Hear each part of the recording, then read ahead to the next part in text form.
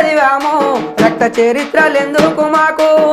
మా దాని దాశము ప్రాసలని పాటలను చెవులల్ల పెట్టి ఇంటుండు వాని మైకంలో వాడేపోతుండు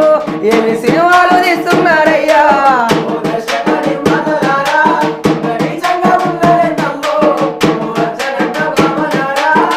దేవుని ఊనేటి శివసత్తులాగా వెంట్రుకలు ఈర వస్తుండ్రు అది లేటెస్ట్ ఫ్యాషన్ అంటుండ్రు